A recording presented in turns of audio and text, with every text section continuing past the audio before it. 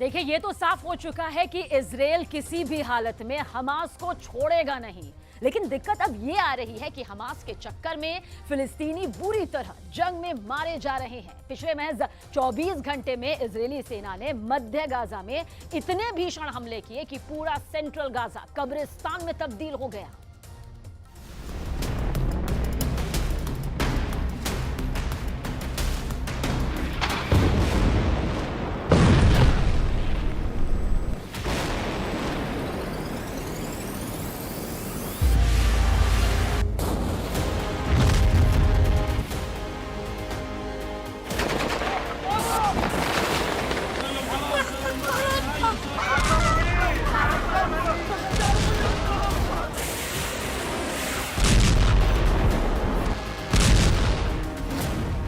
आधी रात भून डाला मध्य गाजा।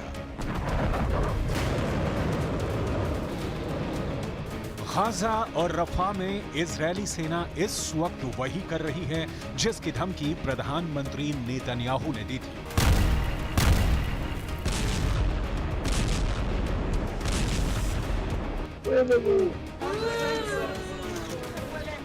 हमास भी इस वक्त वही कर रहा है जिसकी धमकी हमास के 4 टॉप कमांडरों ने इजरायल को दी थी।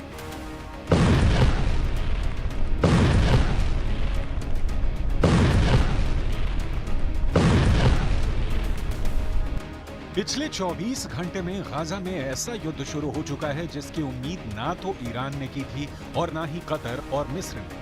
इजरायली सेना फिलिस्तीनियों के खून की प्यासी हो चुकी है और हमास मरते दम तक इजरायल से जंग करने पर आमादा है। हम आपको अब ये दिखाने जा रहे हैं कि कैसे आधी रात से इजरायली सेना मध्य गाजा में खूनी हवाई हमले कर रही है जिसमें दर्जनों फिलिस्तीनी मारे गए हैं। फिलिस्तीनी अथॉरिटी के दावों के मुताबिक आधी रात से इजरायली सेना मध्य गाजा को हवाई हमलों से भून रही है। हवाई हमले इतने ज्यादा घातक और सटीक हैं कि मध्य गाजा में मौजूद इमारतें तेजी से तबाह हो रही हैं।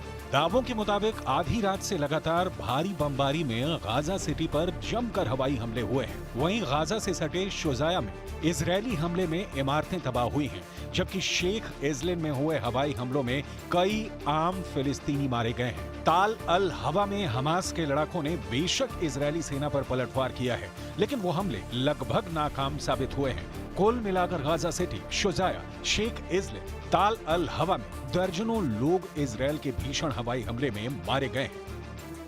اللي أمر بقتلنا ما استنكر في المحافل الدولية، ما أمر بوقف إطلاق نار، حتى هذا الشعب يدخل له الأكل والشرب بطريقة محترمة.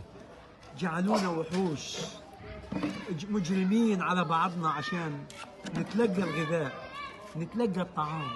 اللي ما ماتش من المساعد من المظلات مات على الكويت، مات على النابلس। हमास का पलटवार 24 घंटे से खूनी युद्ध। जनवरी के मध्य में प्रधानमंत्री बेंजामिन नेतन्याहू ने दावा किया कि इजरायल ने गाजा में हमास की 2/3 लड़ाकू रेजिमेंटों को तबाह कर दिया है, लेकिन उन्होंने मारे गए लड़ाकों का कोई आंकड़ा नहीं दिया। हालांकि युद्ध से पहले आईडीएफ के एक अनुमान में गाजा में हमास के लड़ाकों की संख्या करीब 30,000 बताई गई थी। टाइम्स ऑफ इजरायल ने 19 फरवरी 2024 को आईडीएफ के हवाले से खबर दी, हमास के 13,000 लड़ाके मारे गए थे। युद्ध शुरू होने के बाद आंकड़े बताते हैं कि गाजा पट्टी में मारे गए लोगों में कम से कम 70% महिलाएं और बच्चे हैं। पिछले 24 घंटे में मध्य गाजा में जिस तरह से इजरायली सेना ने भीषण हवाई हमले किए हैं, वो साबित करते हैं कि हमास को लेकर इजरायली सेना जरा भी रहम नहीं दिखा रही है। अंधाधुंध हवाई हमले गाजा से रफा और उससे सटे इलाकों में किए जा रहे हैं। इजरायली हवाई हमलों पर किए गए दावों के मुताबिक पिछले 24 घंटे में इजरायली हवाई हमले में 28 लोग मारे गए हैं, जबकि 51 से ज्यादा फिलिस्तीनी इजरायल के हमले में बुरी तरह से घायल हुए हैं। इजरायली वायुसेना गाजा सिटी में रिहायशी इमारतों पर अंधाधुंध हवाई हमले कर रही है। स्थानीय मीडिया के दावों के मुताबिक तबाह इमारतों में सैकड़ों फिलिस्तीनी बच्चे फंसे हुए हैं। इजरायल काफी समय से इस बात पर जोर दे रहा है कि वो मिस्र की सीमा से लगे शहर रफा पर बड़ा जमीनी हमला करेगा, क्योंकि हमास की आखिरी बटालियन यहीं पर छिपी हुई है।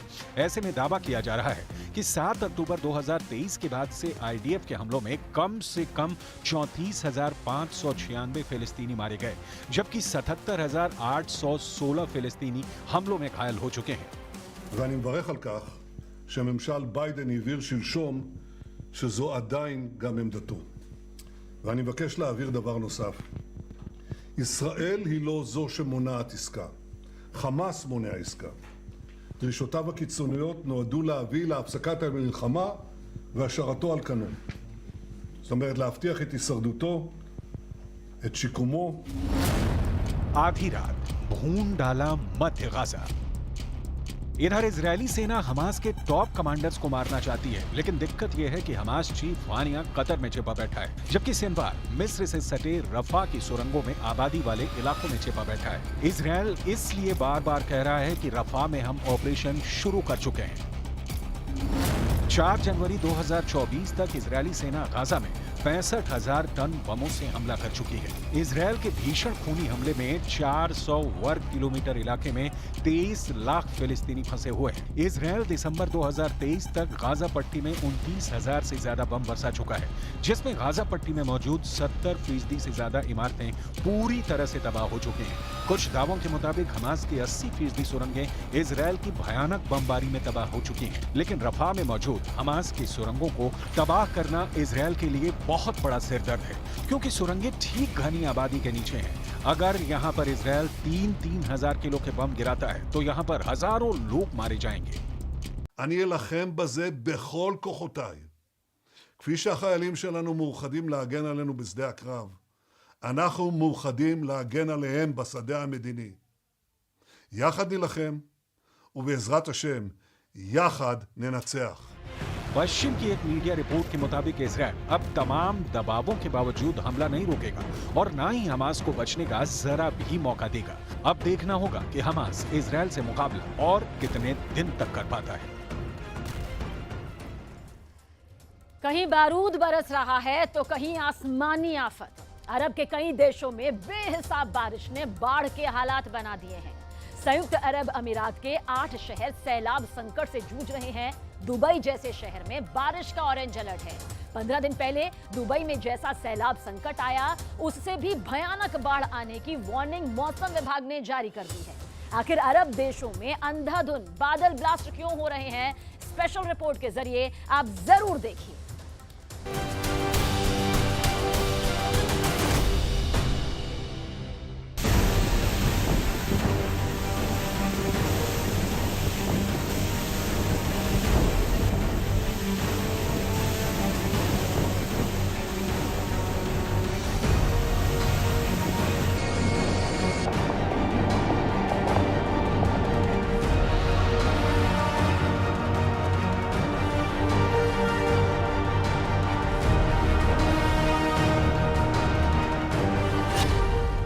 शारजाह में सन्न कर देने वाला सैलाब।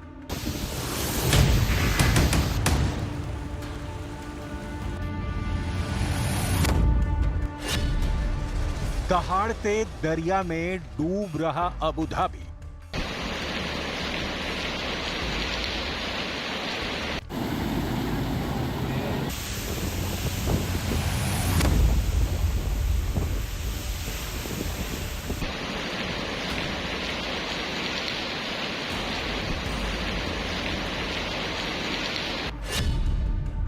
यूएई की 8 सिटी में सैलाब संकट।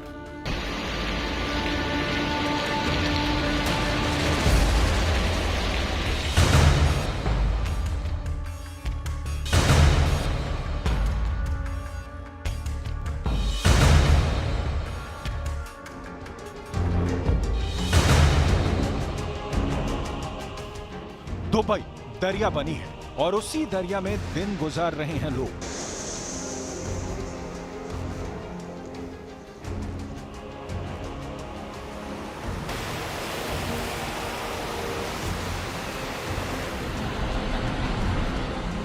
ये तस्वीरें दुबई के जेवीसी इलाके की हैं, जहां घर के सामने जल जमाव होने से परेशान आदमी पानी निकासी के लिए मशक्कत कर रहा है।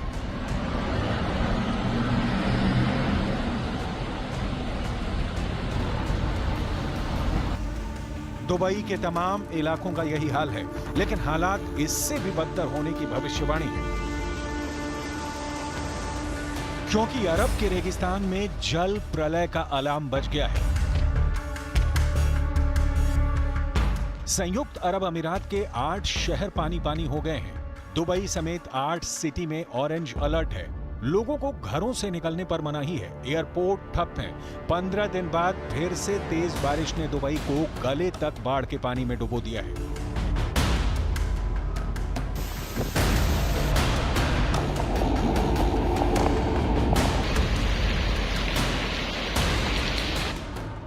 बारिश के कारण कई शहरों में जलभराव की समस्या शुरू हो चुकी है। यूएई के मौसम विभाग ने 3 मई तक पूरे देश में भारी बारिश का अलर्ट जारी किया है। दुबई के इंटरनेशनल एयरपोर्ट से 4 उड़ानें तक रद्द कर दी गई हैं।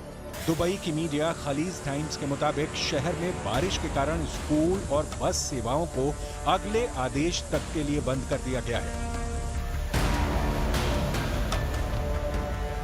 शारजाह सिटी में पानी भरने लगा है। अबू धाबी के शेख रशीद बिन सईद स्ट्रीट एयरपोर्ट पर भी तेज बारिश के बाद पानी भर गया। दुबई पुलिस ने मौसम की मार से लोगों को बचाने के लिए अमीरात के कई इलाकों में सड़कों को बंद कर दिया है। अरब मुल्कों में मूसलाधार बारिश ने हालात बिगाड़ रखे हैं। 30 अप्रैल को सऊदी अरब के मदीना ने बेहिसाब बारिश में बाढ़ के हालात बने थे। बारिश के बाद आई बाढ़ ने सऊदी अरब के उत्तरी हिस्सों को सबसे ज्यादा प्रभावित किया। अल उला और अल मदीना प्रांत में भीषण बाढ़ देखी गई। मदीना की मस्जिद अल नबावी में भारी बारिश का पानी तेजी से गिरते हुए देखा गया। तूफानी बारिश को देखते हुए सऊदी अरब के 2 सूबों में स्कूलों को बंद कर दिया गया। मदीना में कई सड़कों पर बाढ़ का पानी आने के कारण यातायात भी रोक दिया गया था।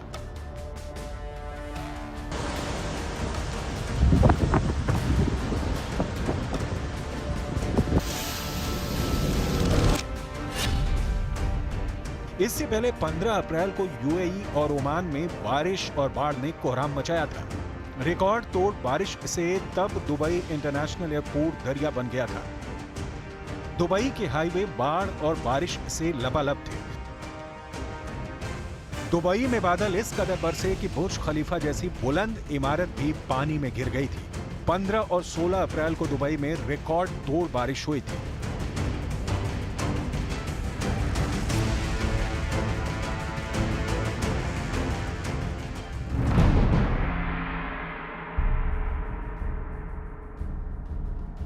आंकड़े बताते हैं कि दुबई में 88.9 मिलीमीटर बारिश रिकॉर्ड की जाती है, लेकिन 15-16 अप्रैल को 24 घंटे में कुल 160 मिलीमीटर बारिश दर्ज की गई। बताया गया कि इस बारिश ने दुबई में पिछले 75 साल का रिकॉर्ड ध्वस्त कर दिया।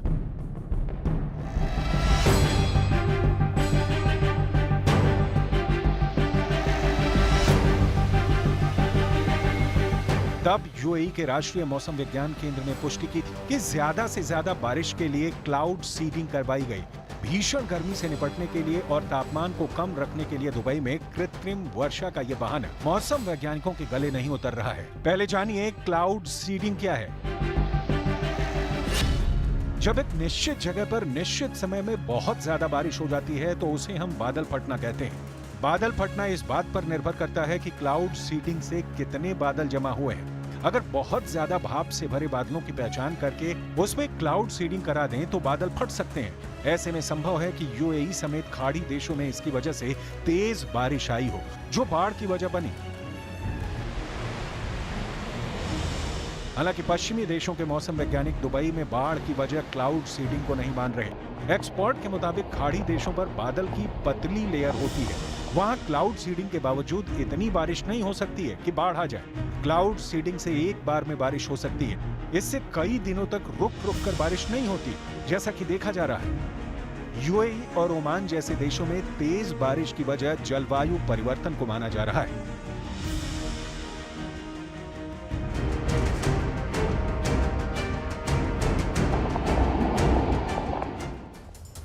क्या यूक्रेन के होंगे 100 टुकड़े? ये बहुत बड़ा सवाल है। दरअसल गाजा की लड़ाई के साथ यूक्रेन पर मिसाइलों की भारी बारिश शुरू हो गई है। पुतिन ने 24 घंटे के अंदर यूक्रेन के 3 शहरों पर करीब 100 मिसाइलों से और बॉम्ब से बड़े हमले किए। यूक्रेन के जनरल ने अब जेलेंस्की को साफ साफ कह दिया कि 48 घंटों के अंदर अगर हथियार नहीं पहुंचे तो रूस यूक्रेन के अंदर लाशों का हाईवे तैयार कर देगा।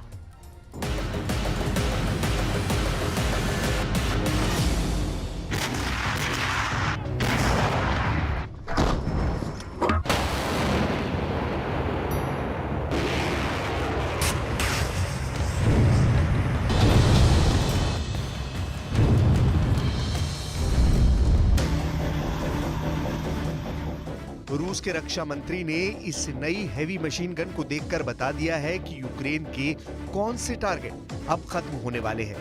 3 बैरल वाली ये हैवी मशीन गन खासतौर से ड्रोन को खत्म करने के लिए बनाई गई है। इसमें रिफ्लेक्स साइट भी लगी है ताकि निशाना चूके नहीं, ड्रोन 100% मारा जाए।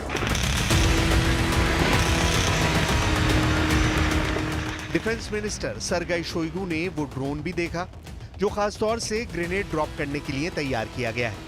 इसके बाद रूस के कमांडर्स की वो मीटिंग हुई जिसमें यूक्रेन को बहुत बड़ा शॉक दिया जाने की तैयारी हुई।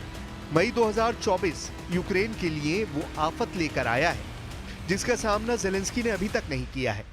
यूक्रेन को डर है कि मई 2024 में रूस ने उसके 100 टुकड़े करने का प्लान बना लिया है।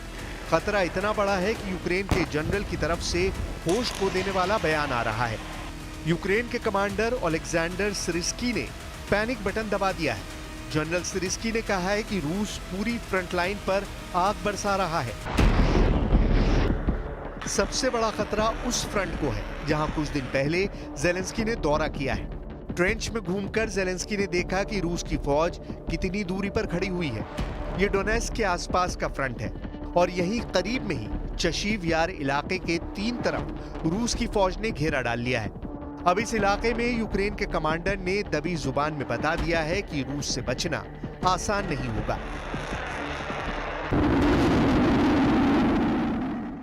Лінія оборони довкола Часового Яру є дуже динамічною. Можна сказати, вона вся палає у вогні. यूक्रेन के कर्नल का डर सही है। रूस ने चशीव यार से 100 किलोमीटर दूर नोवोमी खलीफका इलाके पर कब्जा कर लिया है। ये जगह भी डोनेट्स्क के करीब है। हफ्तों की गोलीबारी के बाद रूस ने यहां ड्रोन से वीडियो बनाकर दिखा दिया कि उसका इलाके पर कब्जा हो चुका है।